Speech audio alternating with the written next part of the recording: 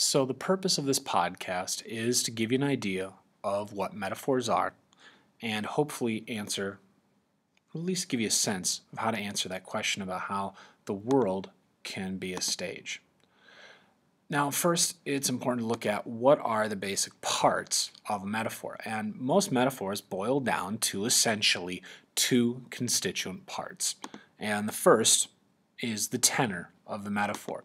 Now, the tenor isn't like in music. This is meaning the subject that receives the attributes, the qualities, the characteristics of something else. And these are usually characteristics and qualities that thing, that subject, it doesn't normally have. That's what makes metaphors interesting, is that something that we know or the known is getting a quality or an aspect of the unknown with that.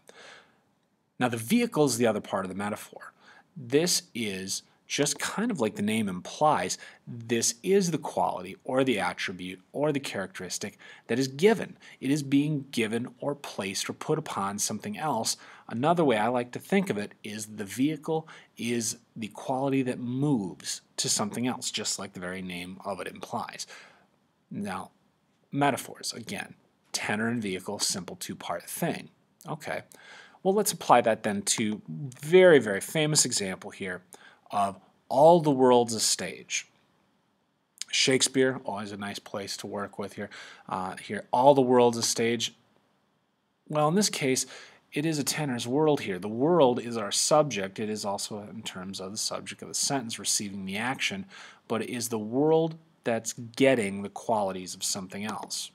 Now, then what's the vehicle? Well, if the world is the vehicle, we have the stage quality being given to it. Now, the character speaking this in As You Like It goes on to describe the different ages of humanity and the different stages of aging and kind of laments these things. But this character is applying, again, this stage quality, these different types of humanity and age here of actors and parts to the world itself, bridging that void from theater to world and being a very famous quote with that. Okay, that's a basic example. Let's talk about some different directions in terms of where you need to be careful when using metaphor. So to take this different direction, you need to make sure that you have enough vehicle. It is one thing to describe something, to take part of something that's known, some aspect of reality, and inscribe it upon something else. That's the really cool part of metaphor, is that you are shaping reality through language. That's a wonderful aspect of this. So let's take a look at an example from a song. I'm a rope tying down a leaky boat. Well, I guess I, or the narrator in this sentence,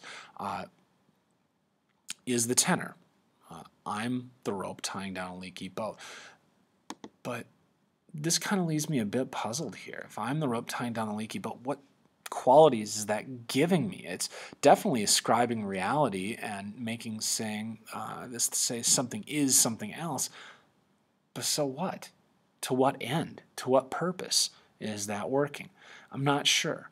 I need to have more vehicle. It doesn't always necessarily mean that I need to have more words, but I need to have more information here.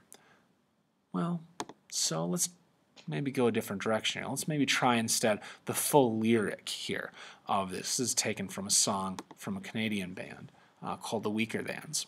And the full lyric is, I'm afraid, a rope tying down a leaky boat to the roof of a car on road dark and it's snowing. Well, if that's the case, now I'm getting all these qualities in point of fact actually coming from other actual vehicles, but this is here playing with this sense of fear and showing how tenuous it is and even giving us a sense of setting here. So again, this is reality being described and actual characteristics are being given to change the overall thing. So make sure when using metaphor that you've got enough of both the tenor and the vehicle here so that we can understand things and hopefully then better understand metaphor and how the world could be a stage.